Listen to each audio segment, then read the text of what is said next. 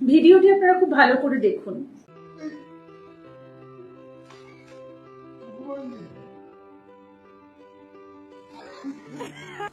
এটি কিন্তু কোনো গল্প নয়, এটি একটি সত্য ঘটনা।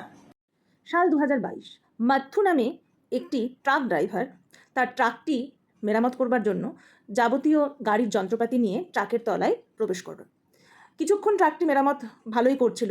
তারপরে ট্রাকটিকে লিফট করবার জন্য এক ধরনের লিভার মাথুর হাত থেকে স্লিপ করে পড়ে যায়, যার ফলে ট্রাকটি পুরোটাই মাথুর ওপরে পড়ে যায়।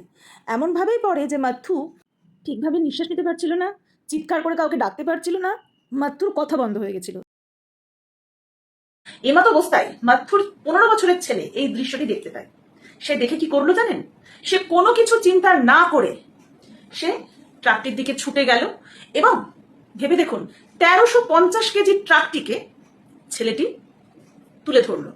একবারের জন্য না, ততক্ষণ অবধি তুলে রাখলো যতক্ষণ পর্যন্ত না তার বাবা ট্রাকটির ভেতর থেকে সম্পূর্ণভাবে বেরিয়ে আসতে সক্ষম হয়।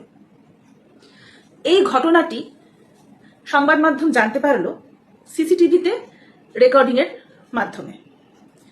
যখনই সংবাদ মাধ্যমের কানে এই ঘটনাটি পৌঁছালো, তখনই সংবাদ মাধ্যমের লোকেরা সেই ছেলেটির ইন্টারভিউ নিতে দৌড়ে গেল এবং ছেলেটিকে বারবার প্রশ্ন করতে লাগলো যে তোমার পক্ষে এত ভারী ট্রাক একাই কিভাবে লিফট করা সম্ভব হলো, কিভাবে তুমি অত ভারী ট্রাককে তুলে ধরলে? ছেলেটি কিন্তু কিছু বলতে পারলো না। আর কি বা বলবে? এখানে প্রশ্ন এসে যায় আমাদের মাইন্ডের, অর্থাৎ আমাদের মাইন্ডের পোটেনশিয়াল কতটা বেশি সেটা কিন্তু আমরা নিজেরাও জানি না। আমরা চাইলে কি না করতে পারি। আমরা যেটা সব থেকে বেশি ভুল করি সেটা হচ্ছে আমরা অত্যধিক চিন্তা করি, অহেতুক চিন্তা করি যে আমরা হয়তো পারবো না কোনো কিছু চেষ্টা করবার আগেই। কিন্তু কখনো কখনো এমন পরিস্থিতি হয় বা প্রত্যেকের জীবনে সেরকম কোনো ঘটনা ঘটে থাকে যখন তারা হয়তো ভাবে যে এই কাজটা আমরা কি করে দিলাম, এটা তো আমার পক্ষে করা সম্ভব না। এটা কিন্তু করালো আমাদের মাইন্ড। অর্থাৎ মাথু যখন দেখতে পেল যে তার বাবাকে বাঁচানোর কেউ নেই, বাবাকে যেন তেন প্রকরণে বাঁচাতেই হবে, তখন মাথু দিক বিদিক চিন্তা না করে সেই ট্রাকটিকে তুলে ধরলো। অটোমেটিক তার মাইন্ড, তার বডি অটোমেটিক সেই এনার্জি, সেই যে শক্তি জোগাড় করে নিল। সেই রকমই বন্ধুরা একটু লক্ষ্য রাখুন তো, আপনারা যখন কোনো নতুন কাজ শুরু করেন, কোনো নতুন বিজনেস হয়তো করবেন ভাবছেন, আপনারা ভয় পান না যে এটা করব, আমি কি পারবো? আচ্ছা, এটা না ভেবে আমরা যদি ভাবি যে ডু অর ডাই, আমাকে হয় করতেই হবে, না হলে কিন্তু আমার ভবিষ্যৎ শেষ। এইরকম একটা পোটেনশিয়াল নিয়ে যদি করা যায়, এরকম একটা পোটেনশিয়াল নিয়ে আমরা যদি যে কোনো কাজ করতে পারি, তাহলে কিন্তু আমরা সাকসেস হবই। আমরা একটা খুব ভালো সিনেমা দেখেছিলাম, লাইফ অফ পাই। আপনারা হয়তো অনেকেই দেখেছেন বা হয়তো অনেকে দেখেননি। যারা দেখেননি অবশ্যই আপনারা এই সিনেমাটি একবার দেখে নেবেন।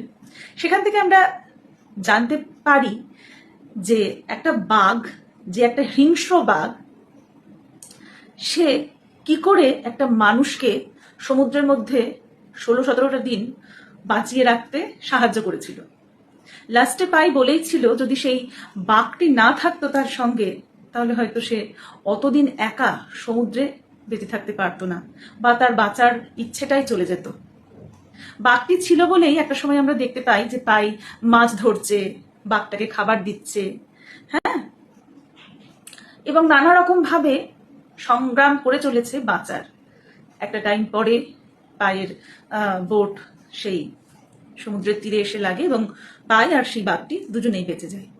তো এখান থেকে কিন্তু খুব ভালো একটা মেসেজ আমরা পাই যে কিভাবে বেঁচে থাকতে হয়, কিভাবে পজিটিভ মাইন্ডের সঙ্গে থেকে বাঁচার ইচ্ছেটাকে জুগিয়ে রাখতে হয়। আমরা যদি আমাদের মাইন্ডটাকে কন্ট্রোল করতে পারি, তাহলে কিন্তু আমরা সবকিছু করতে পারবো। সবকিছু ডিপেন্ড করে কিন্তু আমাদের মন, মানসিকতা, চিন্তাধারার উপরে।